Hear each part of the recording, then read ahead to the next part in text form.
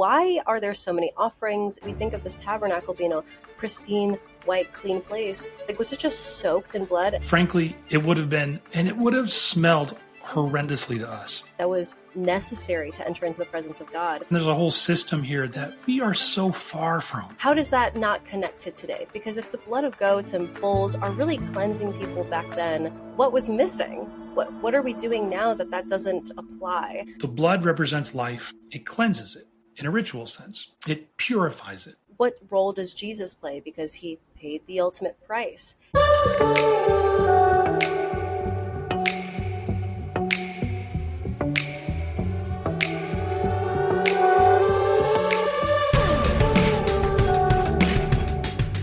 Hello. Welcome to Biblically Speaking. My name is Cassie Bellino, and I'm your host. In this podcast, we talk about the Bible in simple terms with experts, PhDs, and scholarly theologians to make understanding God easier. These conversations have transformed my relationship with Christ and understanding of religion. Now, I'm sharing these recorded conversations with you. On this podcast, we talk about the facts, the history, and the translations to make the Bible make sense, so we can get to know God, our Creator, better.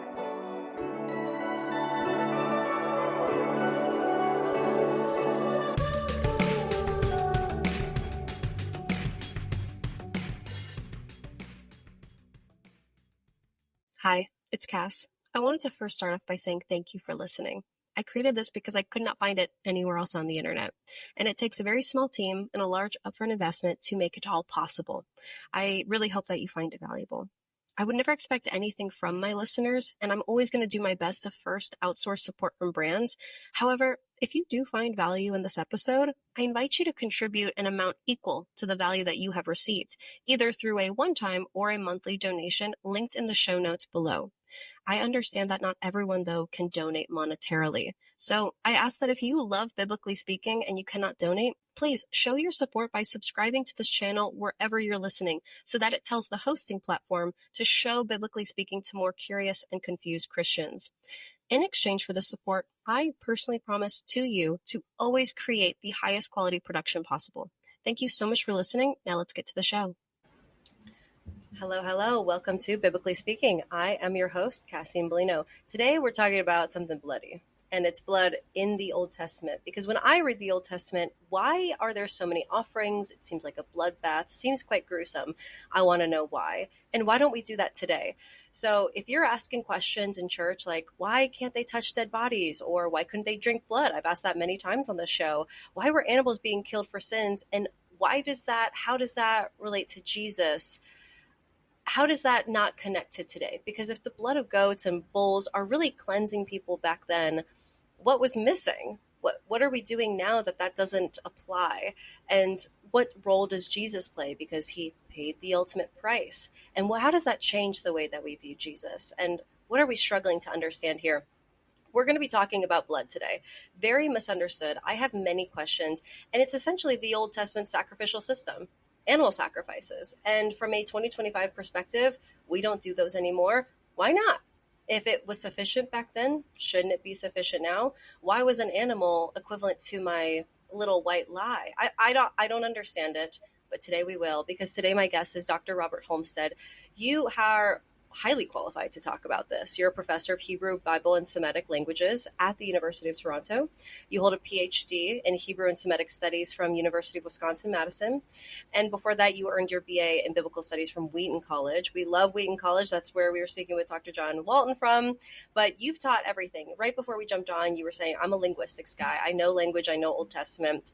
And overall, your passion is theoretical and linguistic clarity on how we read the Hebrew Bible. So this is so clutch for today's discussion on, from a Hebrew perspective in the Old Testament, the Torah.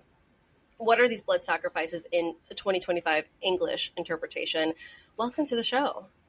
Well, thank you very much for having me on. It's a pleasure to talk with you today about this topic. Yeah? I think it's so misunderstood. And yet, as you've implied in the introduction, it's central to understanding the way that the New Testament describes Jesus and his work. Central. Mm-hmm. All right. Oh, I think Well, it's, I just ran across this last week. I was sitting with my family in Nebraska visiting, and we went to my sister's church with them. And the minister, the preacher, as he was giving his sermon, mentioned that as people read through the Bible, they often hit Leviticus and they stop. It wrecks them. It throws them off course for the entire year. And I've heard this over and over for decades. And I think it's tragic because it's in Leviticus that I think we really get a key to understanding what's going on with Jesus Christ. And we're missing something big. to me, like as a church-going Christian, Sunday school Christian, we don't talk about this. So it just kind of resonates in like, look at those kooky, archaic barbarians back then who were like this altar. We think of this tabernacle being a pristine, white, clean place. And when you read Leviticus, it's like, was this just like covered in blood? Like, was it just soaked in blood? And that's all we see is the carnality of it. And for you to say it's central, well, what an overlooked, underestimated element of the Old Testament that I've honestly never heard a sermon about. Well, when you mention, the blood, if everything's covered, frankly, it would have been, and it would have smelled horrendously to us. I mean, Truly, absolutely horrendously. truly. But, I'm not comparing it to this, but there is an element that where this works. I mean, who among the audience likes gefilte fish?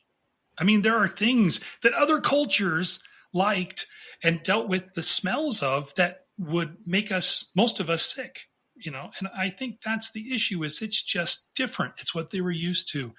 And there's a whole system here that we are so far from. Mm-hmm. But I think we have to do some heavy lifting to actually make some bridges and understand, because frankly, it is the culture that the Messiah came out of. And Yes. stop. And that's why you're here, is because what are we missing today when we need to put ourselves in the shoes of those people that normalize that we're okay with those smells? I mean, all we see today is like, that probably smelled like a battlefield. Like that probably was guts and goo and blood. Like that probably was disgusting. But to them, that was what was needed. That was necessary to enter into the presence of God. And just like from my studies, like I have had some awe-stricken moments of like, imagine if we still had to sacrifice a goat every time we told a white lie or felt guilty or did anything. It would just be such a mess. So thank God for Jesus, just from like a hygienic perspective, but like obviously for the greater salvation. And I think the other part is from a financial perspective, because this was a serious, I wouldn't say burden, although we could consider it a financial burden. If you had to bring a sacrifice in that was an animal like that, you were taking in a significant part of your wealth. So it's, all sorts of things he kind of removed from the picture when he fulfilled the system. And that's the way I see it. So it's like, honey, no more lying about my weight. We can't, it's not in the budget this year for you to. Yeah, exactly. You got to give a car away each time, right? Or oh my gosh. Just again, like that. Depends on your really? wealth. For some people, it'd be a bicycle. Other people, it's a car. Because you read the Old Testament, it's like, oh yeah, they plundered the city. They walked away with thousands of camels and goats and oxen. And it's like, okay, so they were like a dime a dozen. But no. No. And that's why there are differences in the types of sacrifices they can bring in. There's a recognition of the different wealth in society, but still, except for the elite of the elites, like, the monarchs or some of the high nobles, any one of these major animals would have been a serious blow to their portfolio. So it's almost like perfection had to be upheld because you couldn't really afford it, both salvitically but also financially, to sin. Well, I think there's an element that if you transgress and you cause a problem for the sanctuary, and as we'll talk about, that's what this is really about. It's about the sanctuary because it's God's house. If you cause a problem, it's going to hurt. And so you need to think twice, and you need to think about the way you live your life to try to avoid those things that are going to be problematic. It's going to hurt the church, or it's going to hurt you? It's going to hurt you. It's going to hurt financially. It's going to there's a different kind of hurt because there are some transgressions, as we can get into later, some transgressions that there was not a sacrifice you could bring for, because you were now at God's mercy, and his anger, is deadly. And so it could hurt your life. And in a sense, the most serious infractions are the forfeiture of your life. Okay. Just like the context, is everything that we're about to speak on, this pertains to everything up until Jesus?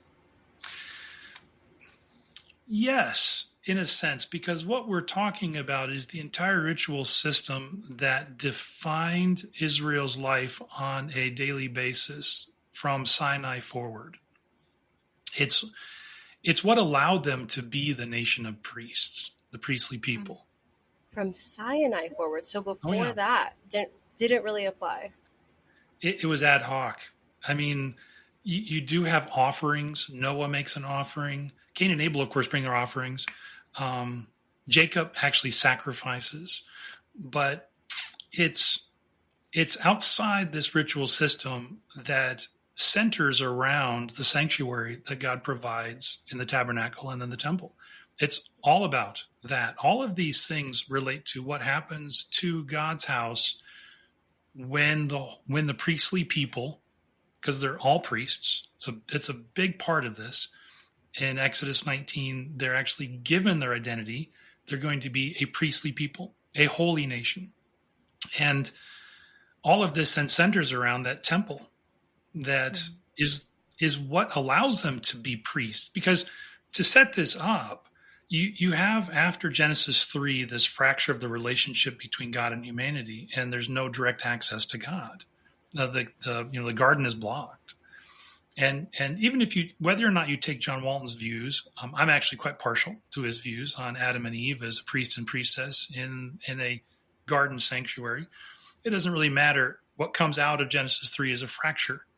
And God's interaction with humanity is ad hoc. It's, it seems like here, a little bit there. He sends an angel. He walks with them. It's the angel of the Lord, whatever it is, until you actually get to not only Abraham and picking a descendant of Adam and Eve to resume this priestly relationship, but then finally telling Abraham's people at Sinai, this is why I chose you, to be a priestly people, to mediate. Here's the deal. You have to mediate between me, and I'm going to actually put myself in your midst, and the rest of humanity. It's trying to return to the situation that was set up in creation. In order to be that priestly people, they have to represent God, and they have to actually behave in certain ways, and that includes purity and holiness. And those are the concepts, I think, that really start confusing us. And then why the blood is involved in all of that. Okay, so just to summarize that, it would be, because I guess my prior interpretation would have been like God, creates everybody, and then he pulls everybody out with Abraham and creates the separation and sets out these new rules. And it's almost like the rules and the separation is God reconnecting with his people. But to say, God saying, I want you to be a priestly people, and in order for us to accomplish that, it can't be an ad hoc type of sacrificial offering system. It needs to be central to who you are in paying the price in becoming priestly. Yes, I think there's much there that you're on the right track. Absolutely. Okay. You have to see it in terms of nested priesthoods, because Israel has its own priesthood who mediates for Israel. Israel is a priesthood to the rest of humanity.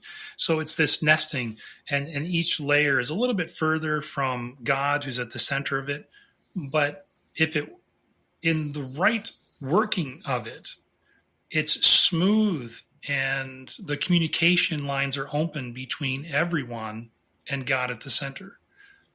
I mean, in a sense, you got to see the priesthood, and what they're doing is mediating, is removing obstacles. Because humans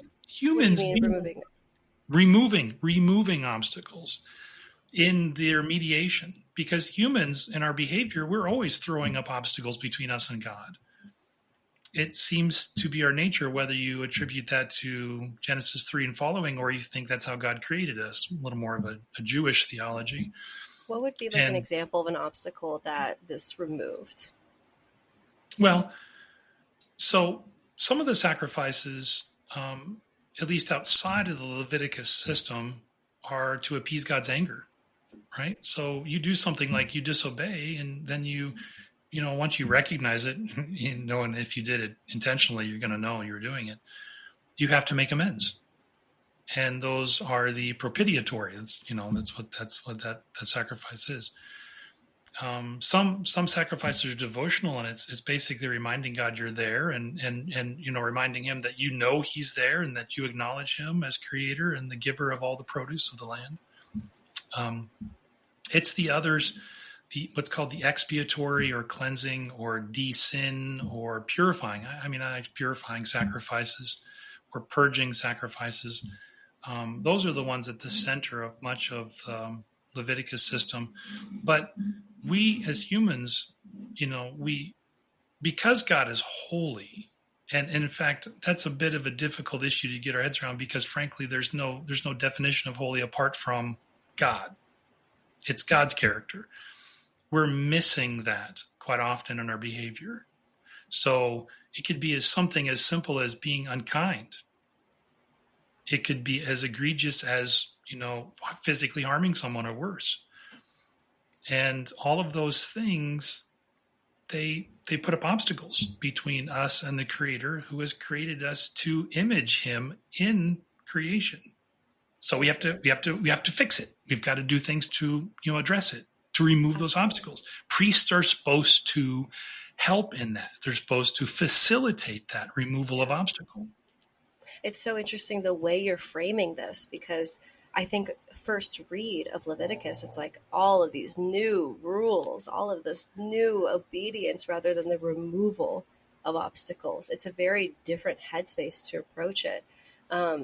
But okay, since we're focusing on offerings, removing the obstacles that separate us from God for a chosen priestly people, why was purity so serious in the ancient world versus like obedience?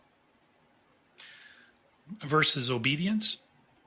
Yeah, like why was purity, I'm just saying, like above all other things, why was purity the most important? Well, I'm not sure I'd set purity over against obedience. I think they're operating on kind of different levels, and they're both important. Obedience is part of your action, and purity and impurity is about a state. So, obedience is something you must do. And of course, Adam and Eve were disobedient in the garden, and that's very clear in their behavior. And it doesn't really talk about their purity or impurity. So I'm not sure if I were forced to rank those, I would say that obedience is actually more important. Okay, maybe importance was the wrong term. So no, it's okay. Like how serious it was. It was clearly a very serious topic. And they're both super serious. So there's operating on slightly there are different ways of viewing how we relate to God. Purity is it's about our state of being in such a way that allows us to come near to God. To be in a state of purity is a requirement for us to approach. So you have, there's pure and impure, there's holy and there's profane. And they're all things that operate together.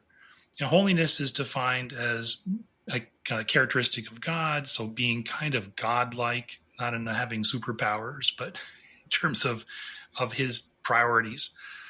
And profane is kind of, being not godlike. So, humans are in a regular state of profanity. No, I'm kind of making a stupid scholarly joke, but anyway, maybe it's not even scholarly. It's just being punny. So the humans, when we eat and we do things like this, we're kind of regularly getting ourselves, more human. We're doing things on a regular basis that are not godlike. And so if we if we want to both approach God and be more like God, you have to both purify yourself and also holify or consecrate yourself. So their terms, the purity terms work in terms of especially the ritual system. Holiness is related to it, but it's just a slightly different thing. But I think part of these are to remind us all is that, there are requirements, not just for state of being, pure, impure, but also character, holy, non-holy. And you can't just be pure and unholy to approach God. You have to be pure and sanctified or holy or made holy.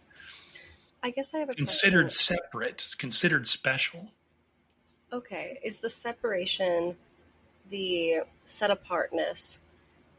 I guess I'm coming from a place of if he's God, I'm sure he can handle a few germs after I touched a dead body, And is it more so you need to be set apart and made pure and holy for yourself to be personally able to approach God? It's not a matter of for God's sake, it's for your sake.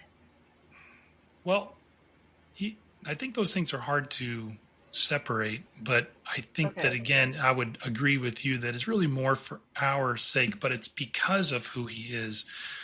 It's, there's two things I want to address there. One is what kind of you mentioned, this last part of it, that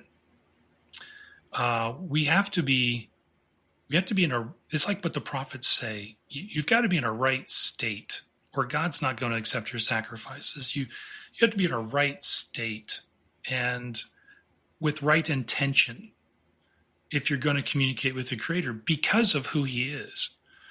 And so there should be this kind of fire, underneath us all the time, not in terms of kind of an obsessiveness, but a reminder. And I think that's part of what this system is. It's a reminder in their daily lives that they have to, and all humans should, behave in ways that they know reflect the Creator and their task to be his representatives. You mentioned germs with the dead body, and that's a great one because I think people are wondering, well, why is a dead body? It's the holiness of life. It has nothing to do with germs, or anything else. It's the fact that I used to tell my students that life, the sacredness of life, the sanctity of life is the greatest principle running through the Bible except for God's reputation or God's holiness. So he can take life because he created it and he's God. But no one else can take life without recognizing God as the Creator. And that includes animal life. And that's why they have to drain the blood. The blood represents a life. He's like, yeah, I'm going to give you animals to eat. I'm going to give you the same kind of animals to sacrifice, but you got to drain the blood because the blood represents the life. Life is holy.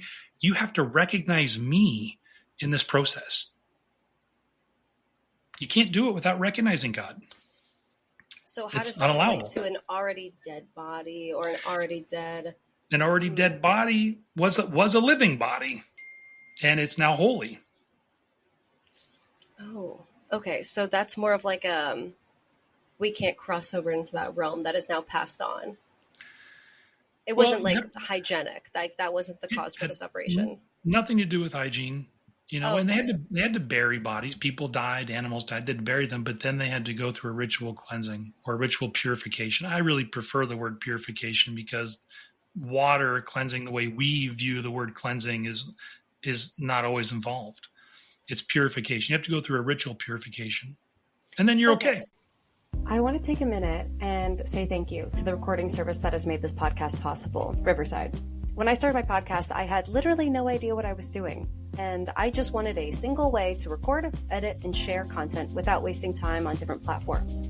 Then a friend suggested Riverside to me, and I'll tell you what, it was literally an answer to prayer. With just one login, I can record my interviews with scholars, clip interview moments into Reels for Instagram and TikTok, and post directly onto my RSS feed and Spotify, all without the extra downloads, platforms, all of it. So for the curious and confused people like me, the best part is that the crew at Riverside actually listens to their users when they need help. I wanted an editing preset to save time on creating real templates, and they listened. They literally implemented a new feature. And since using Riverside, my social clips have reached over 1 million people each month. And I haven't even unlocked all the features yet. Live streaming is going to be next. So if you're considering starting a podcast, or you just need to edit at a pro level for content or interviews, I cannot recommend Riverside enough. If this is helpful for you, I ask that you click the affiliate link I provided in the show notes description. It costs nothing extra to you, and it gives a small kickback to me, which helps the channel stay alive. Thank you so much. Now back to the show. Okay, so in summary, it's more like it's not dangerous or unhygienic. Like these laws for don't drink blood or don't go near dead bodies, these things that it's not because it was unsafe or dangerous for humans to be in contact with these things. It was more so they could be compatible with a state that was required to enter God's presence. Yes. I don't know if you've ever seen the videos. I'm fascinated by these things of the men who work on the high wires, the electrified wires, the massive wires, the transformers. They actually have to ground themselves to it first by putting a rod out. And then once they ground themselves to it, then they can actually touch it and work on them. They have to prepare themselves and get in sync with the electricity running through those wires before they can actually participate or work with those wires. It's the same thing. God set up the standard because he created the world, and he said, if you're going to approach me, if you're going to work with me, if you're going to do the task that I set for you, you actually have to be in harmony with me in a couple different ways, in state of being, in intention, etc. I'm sure we'll get to this later, especially with Jesus, but like, what is the danger or the detriment that someone faces if they're not of right mind? They've been wilding out, they've been touching all the unholy things, and then they try to enter into that presence with God because they're out of alignment. They haven't grounded themselves. Is it just God won't respond to them? Is that what's going to happen? Or is it like, what's the risk here that we're avoiding? I think the least, yes, God not responding to them is the least that can happen. The most that can happen is he takes their life. They forfeit their life. So, there are these cases of God's holiness. When the ark was coming back, it was being transported on a cart, which it shouldn't have been. It should have been carried on poles the way it was made to be. But it was coming back, and this was in the early monarchy, coming back to Israel because the Philistines had taken it earlier. In 1 Samuel? Yeah. And one of the fellows, the ark starts tipping, and one of the fellows reaches out a hand and touches it, and God strikes him dead. His intentions were great, but ignorance is no excuse. He was not in the state of holiness to touch that holy object. Dead. This is where that fear of God comes into play. The fear of God. Whenever we get to that word in Hebrew class, the students say, well, is it fear or is it reverence? And I say, it's both. Sometimes it's reverence as if we're in awe of him, and sometimes you're quaking in your boots. Both. Okay. So I think we're understanding what is the purpose for what was required within the sacrificial system, and it's to be in alignment, to be on brand, to be grounding yourself in the Lord before you approach him, just out of reverence for him and compatibility with his presence rather than the safety of our hygiene. So the sacrificial system, what is that used for? The blood itself being spilled. Yes, that's the great next point, because I think we've established the principles. And now you have this system set up, starting in Exodus, especially Exodus 19, where they're then said, you're going to be a priestly people, and they all agree, okay. And they're given then the tabernacle to be in their midst, and they're organized in numbers as a holy people, as a holy army, etc. And then we get to Leviticus, and you have all of these sacrifices and this discussion of how they're going to have to orient themselves on a regular basis. And I think the fundamental principle is now is the priesthood to the rest of humans, and they're going to have God in their midst. So on a regular basis, they have a higher bar of purity and holiness to attain. Therefore, they have greater expectations. And they're faced with this, it's almost an impossible situation, because God warns them, if my house becomes too defiled, I'll leave. Well, if their identity is being a priestly people, God leaving is the same result as him closing off the Garden of Eden in Genesis 3. It removes God from speaking or being on a regular basis with humanity and creation. It is a huge, huge responsibility. And in fact, this is exactly what's depicted in Ezekiel 8 through 11. Ezekiel's vision of the temple is that the divine presence gets up on his chariot and leaves the temple because of the defilement. It's huge. It's one of those things, every time I read through it or I teach through it, I have to pause and reflect on the magnitude that what he warned is actually what happened. And it's because they allowed for his house to become too defiled. Well, he provides a mechanism, right? He provides a mechanism to actually address that defilement on a regular basis. And the things that require ritual addressing fall into a number of categories, and they're very hard to understand how they all relate. Because some things like touching a dead body, it's like, well, that's not a sin. No, it's not a sin. It just causes an impurity. Some other things are greater, and they're what we call sins. So there's two categories of kind of ritual, people often call ritual impurities, and then moral impurities, or however the language they use, they end up with these two categories. Some are moral and some are not moral. They're amoral. So the way to tie those together is it doesn't matter what they are to begin with. We have to come from the other end. We have to start from the sanctuary. All of them defile the sanctuary. That's what ties them all together. That's why they're all listed in there. Whatever defiles the sanctuary has to be addressed. And most things can be addressed by a ritual or a sacrifice. Okay. And the greater the thing, the sacrifice is required.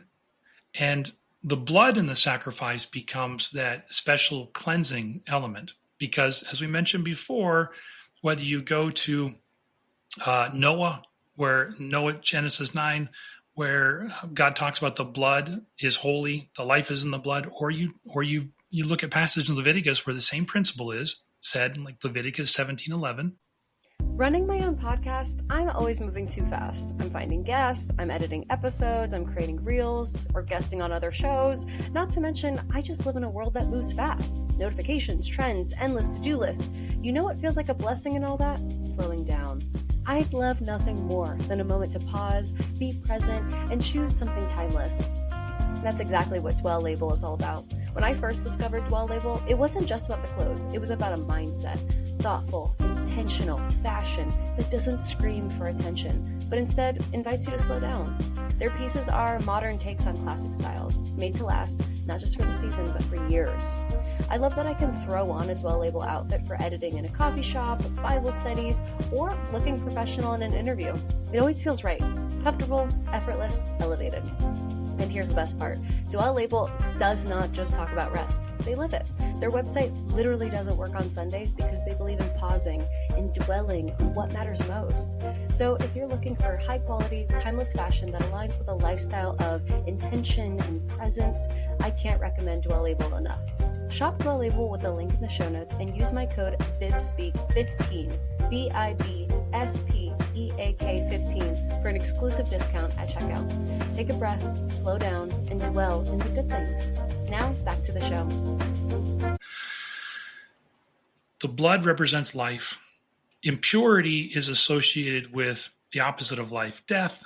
So it's like this positive, negative thing where the blood counteracts what the impurity actually does on the altar. And the temple or the tabernacle earlier itself. Those are associated with God. Those are the sanctuary, the holy place that he spends his time. The altar represents him receiving the sacrifices. That's why the blood is put on the horns of the altar. It cleanses it in a ritual sense. It purifies it. And that allows him to stay in their midst. The most egregious transgressions, of course, have not only can the person who murders, intentional sin, murders, the person cannot bring a sacrifice to purify the sanctuary. That person has also forfeit their life completely. And even in the case of unintentional homicide, they have to flee to a Levitical city, have to stay there until the high priest dies, because that death represents a life for life. And then they're free. So it's very strict.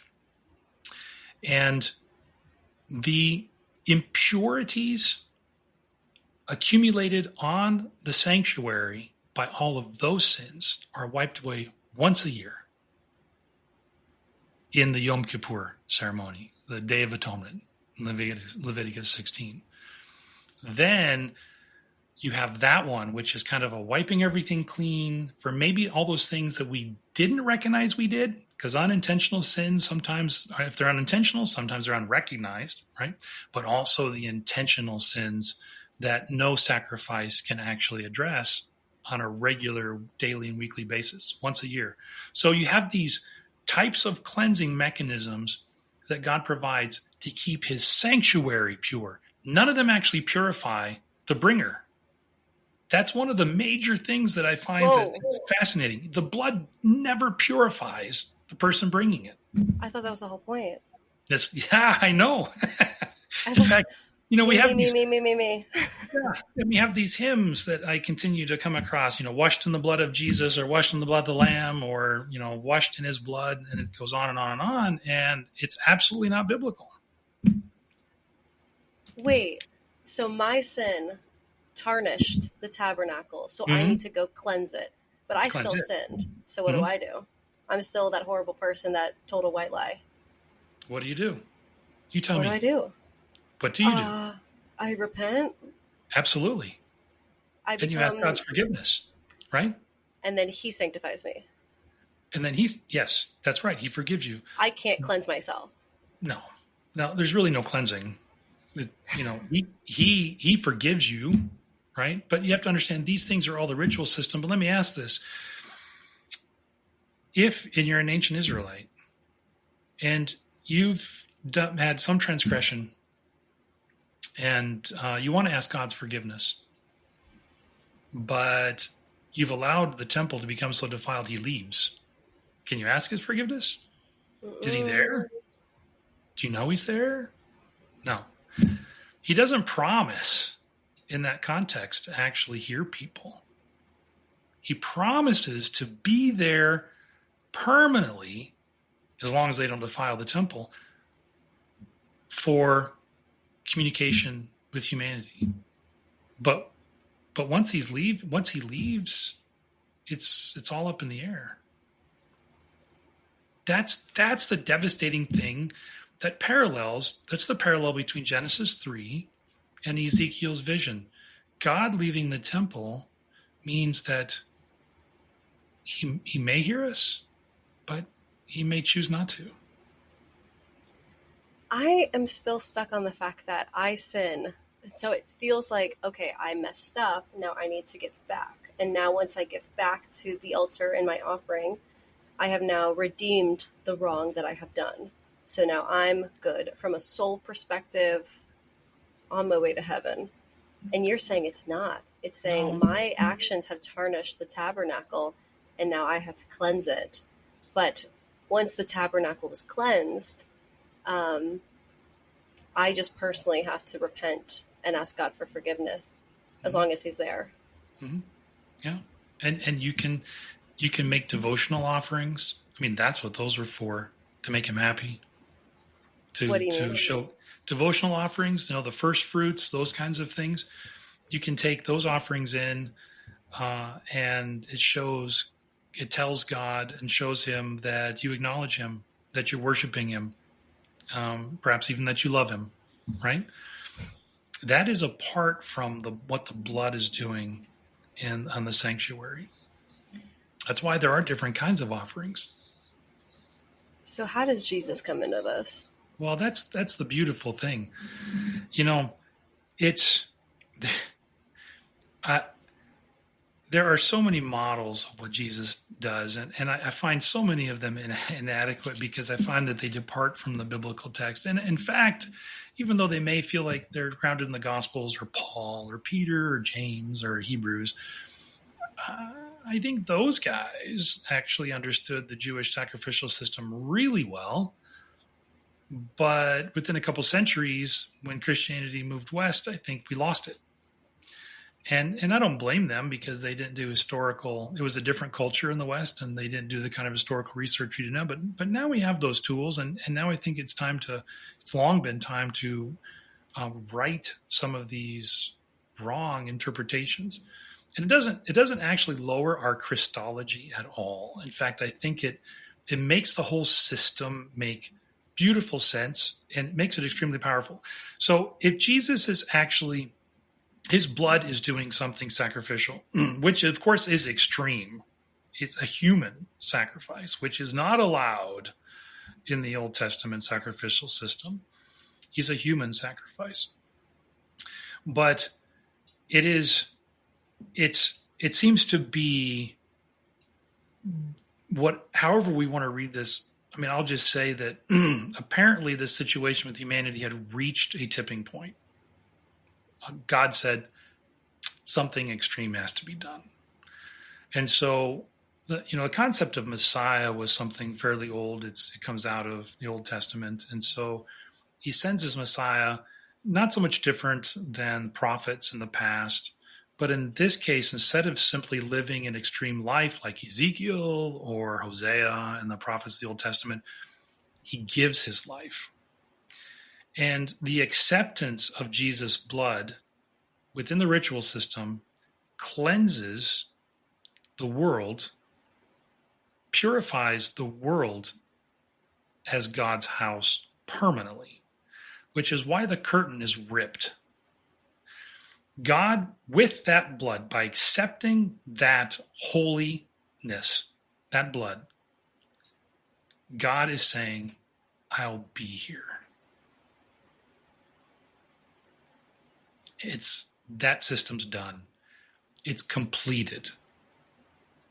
I'll be here. Not just in the temple.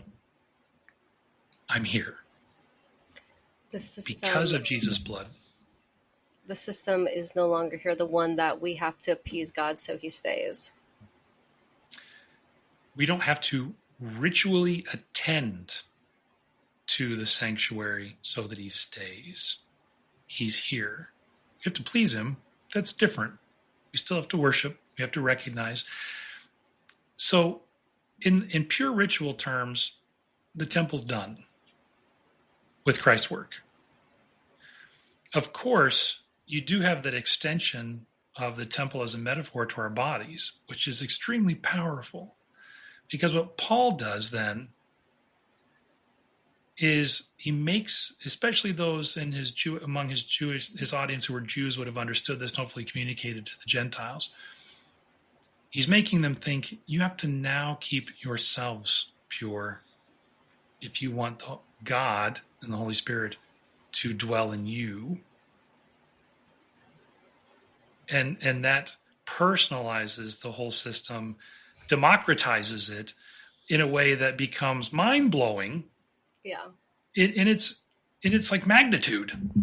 Oh my word. Now I've got to do this. I'm responsible for this. And it is. It's once you think through these things, you realize, man, that's a heavy burden. That's really awesome, but that's really a heavy burden. But there's no way around it. This is what we're told. It's not a choice. Just the translation of all of that from his death to the followers must have been a task. But I guess my remaining question after that is like, okay, I understand it. Like, he is present, he is here. It's translated to our bodies that God now dwells within, that we need to maintain purity. So where do offerings and sacrifices fall then at that place? Well, the de-sin offerings, the ones that you bring to cleanse or to purify the sanctuary, they no longer exist. Again, his was the last one. Hebrews makes that very clear. His was the permanent one. His was the one that could even purify the heavenly sanctuary that apparently had become, in Hebrews terms, the letter to the Hebrews, become human defilement had reached the heavens. And so it required something extraordinary. And so Jesus' blood was effective for that. But the devotional offerings, the first fruits of our labors, all those things that recognize he is the Lord of creation, the Lord of our lives, we are his imagers. All those are still, we just translate them in different ways. Oh, okay. You take tithes to church, that's a form of first fruits. Got it. And being clean and unclean, that still mattered as well? So the ritual, the purity and impurity, I think, I'll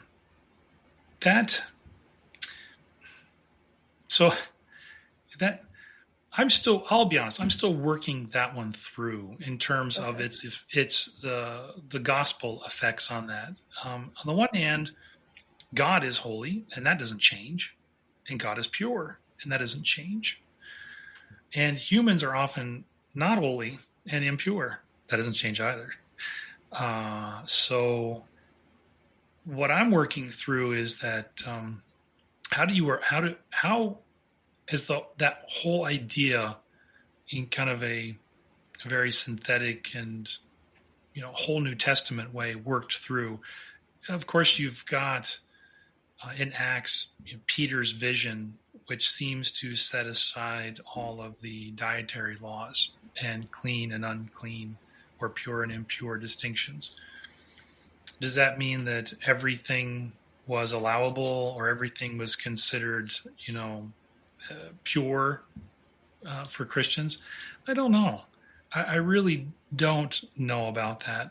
I think there are probably still things that make us impure, defile us. It's just that we don't have to take those sacrifices. And I think what it's done is simply taken out one level to the system, Christ's work, and allowed us to ask forgiveness. And I tend to think he still wants us to reflect on whether we're behaving in ways that are pure and impure. Now, we don't have to worry about certain animals in our diet or anything else. That's something that seems to be set aside, and that was something that seemed to be specific to the priestly people in that system. I mean, and I say in that system because Peter makes it very clear that he sees Christians, Jews and Gentile Christians, as that priestly people taking on that priesthood role in 1 Peter. So that mediating role hasn't been done. It just now is carried out by those who followed Jesus as the Messiah, but serve the same God. So I would say then, purity is still an issue.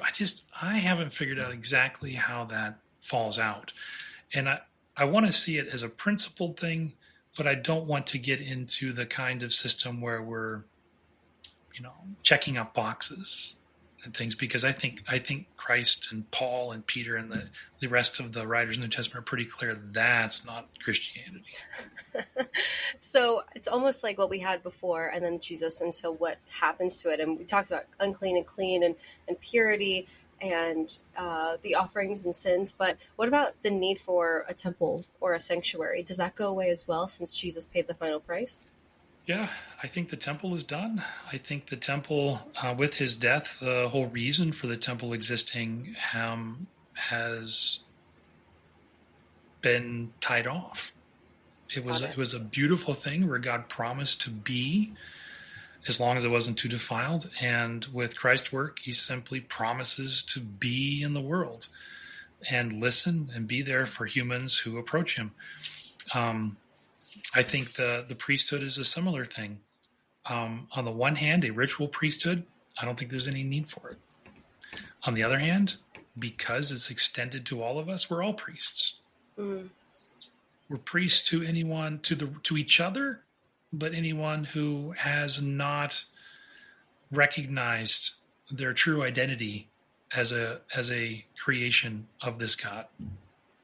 So at the beginning, when you were saying that blood is the central thing that connects us to Jesus, is this how you meant it? Is that he pays the final price? Mm-hmm. And how are we today supposed to look back and what are we supposed to say to ourselves when we look back on this, other than thanks Jesus for clearing up my schedule and I don't need to own animals? What else should we be thanking Jesus for that we kind of miss? Well, the fact that we can simply in our chair or on the floor if we kneel or prostrate ourselves, or while we're lying down, pray to God and have assurance that he listens is entirely due to Christ's blood work. Entirely. Otherwise we wouldn't have any idea. We'd be like, I don't know if he's there or not, right? He might have stepped out for a while. It's totally up to him. This is the promise. This was the extension of the promise in the temple that then becomes extended to the whole world. So we would, I think, find it the life of faith nearly impossible if part of our theology was not that God hears us. Well, when you put it that way, oh my gosh. Okay. There's that moment we talked about. It's happening. Yeah. What else do we miss in Leviticus? Like, what's happening at Leviticus that is redeemed at the cross that we just completely miss that connection with? Well, I simply think that we so misunderstand that whole system that we talked about that we forget that because those sacrifices, those rituals get in our way and we're not really understanding their function, we assume it's to use kind of the theological words, it's a covenant of works or a system of rituals instead of grace and mercy. It's absolutely not. God was interacting with the Jewish people in a way that's very similar to the way he wants to interact with Christian people. He wants us to approach him. He wants us to repent. He wants us to experience his forgiveness, and he wants us to go out and do it differently. And that is there behind it, everything Leviticus. And in fact, the second half of Leviticus, the holiness code, is very much about personal holiness. And one of the things that comes through that book is something that does not go away. God says, be holy because I am holy. And Christ doesn't remove that. In fact, Christ reinforces that. Would you say that Christ was also cleansing us, fulfilling a covenant, and then substituting a process that we currently had? He does all three of those?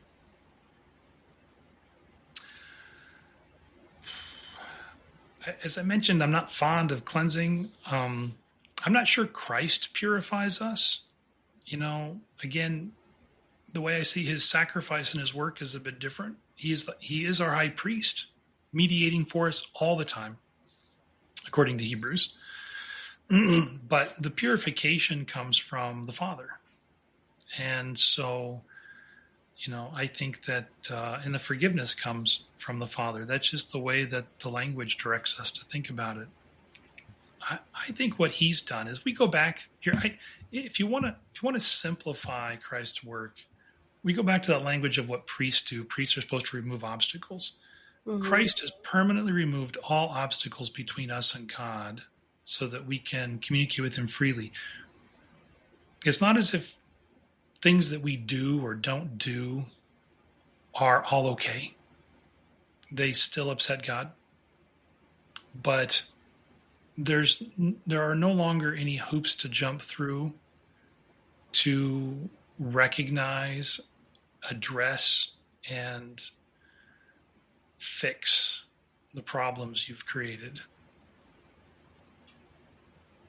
He's just removed levels. He's cleared it all away. It's like he came into a room that was full of staircases, tore them all down, and put an elevator in. That's an interesting note because I feel like a lot of people interpret what Jesus did as the cross of, it's okay if I sin today because Jesus already paid the price. Not as like a pass, but I sinned, Jesus already paid the price, so like it's going to, balance out at zero because of what Jesus did. And you're not saying that here. You're saying No. Jesus allowed us to access God. So when we sin, we have access to God to forgive us. Mm-hmm. I do. And I read all of the ransom language. The ransom language in the New Testament, I think, is Wow. reflecting the ransom language in the Old Testament. And I think there's two ways that, and some of that's mistranslation. I really do think. The ransom, the real word ransom, is where you are buying something that has been otherwise committed. That has an obligation that you're buying it out of. That's ransoming. That's one thing that comes through in the New Testament that Christ's work does, that he's kind of ransoming our obligation to God that weighs us down, because we do such things that are, again, our life is forfeit and there's no way around it, and that's what he's ransoming. But that's not the blood work. The other work, ransoming, the atoning. I really don't like the word atone. Oh, It doesn't work, and I'm so tired of people trying to make a pun on it, like at one, all this stuff. It's purging. It's a purging, or a covering. Either one. You purge, you remove something, you're scraping it away. The other one is you're covering it over. Presumably, it's not just out of sight, out of mind. It's you're covering it in the way that something substantively covers another thing, like a coat of sealant, right? The same thing with the noun that's involved. That's often sometimes referred to as the ransom and the Day of Atonement. It's the noun purging, not the activity, but the thing that purges or the thing that covers. And so even the Day of Atonement's the day of purging. And so what his sin did was his sin purged, but it didn't purge us. And I've gone through New Testament looking at all the sacrifice language, looking at all the language about what Christ's work did in terms of his blood, etc. All of it fits in this system I'm talking about. All of it fits in terms of there's no passage in Paul or Peter or Hebrews where being justified by his blood or being purified by his blood need to be taken any way other than them recognizing that his blood cleansed or purified the temple, not us. The result of those passages, the net effect for us is access to God. The net effect is that we can be the recipients of his mercy if we approach him. Is that what they mean when Paul calls us living sacrifices? So when living, I think when we're living sacrifices, it's not those blood sacrifices. I think it's the devotional ones. We offer ourselves as the first fruits, as the free will offerings, as the peace offerings. We offer ourselves out of love for God. Got it. And we're his then. That's the point. When you take things to the altar stands for God. That's his now, his property. Seeing ourselves as sacrifices is simply returning to maker, return to the, sender, as it were. It's kind of, we're his anyway. He made us. While this is just us actually getting through our thick heads. Yeah, that's right. We're his. Well, on that note, that's loving. I mean, okay, we talked a lot. This was some deep theology today, so thank you. But again, like a lot of people who open the Bible, they go to Leviticus. It's just gross. That's just one of those things where that they cannot relate to it. It's a lot of blood.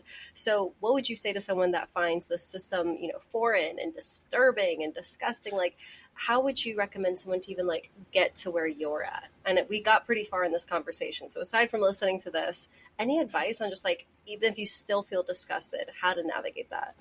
Yeah, well, I think it's recognizing that your culture probably looks disgusting to someone else.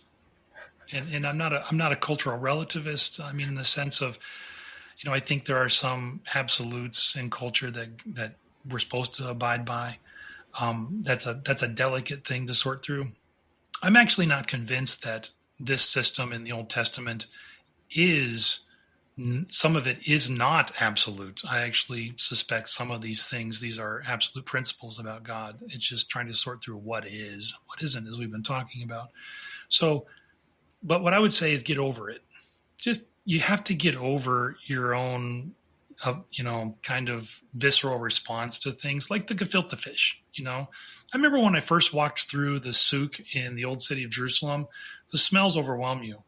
And some people really have a strong reaction to those kind of other market environments and the smells. And I just thought it was fabulous, right? It was so different. So different can have both an attraction and a revulsion response in humans. And if they find Leviticus revolting, if they're reading it because it's in the Bible, then they kind of got to get over that. And I would say, don't lose the forest for the trees. You can get stuck on these words and this, that, and the other, and you can kind of get stuck on, there's all these procedures. Back up. Just back away and say, what's generally going on? I'm going to take that away.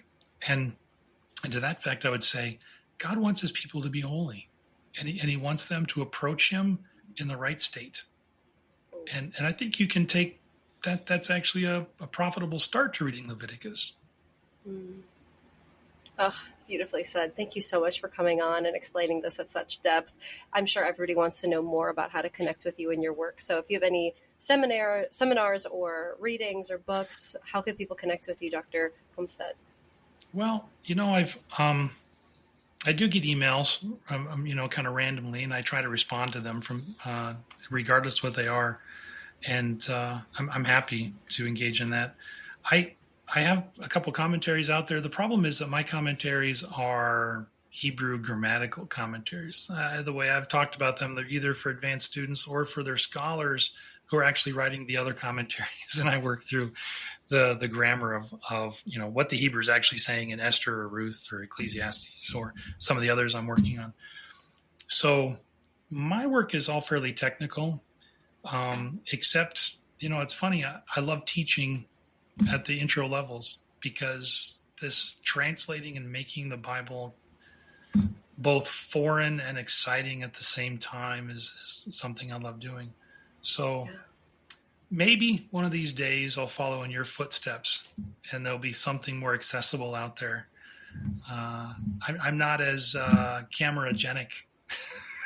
So, I've hesitated, but people could always just email me. But there are some great resources. You mentioned John Walton at the outset. John has, and I've known him for many years, and I love his work. And it's very accessible, and I think he has some great ideas. For Leviticus, I'm not sure if he's gotten to the sacrifices yet in his series, but that's one thing I'm willing to do. If people email me, I'm always willing to point them to other resources, because there are a lot of good resources. Okay. Do you mind if I add your email to the show notes below? No, that's fine. That's fine. Cool. Okay, yeah. Just making sure. I'm happy. Amazing. Well, I'm going to find a reason to bring you back, because everything you just stated is like what I'm curious about. So thank you for coming on. Thank you for coming back again on in the future. You're always welcome back, Dr. Holmstedt. Thank you for the opportunity. It was fun.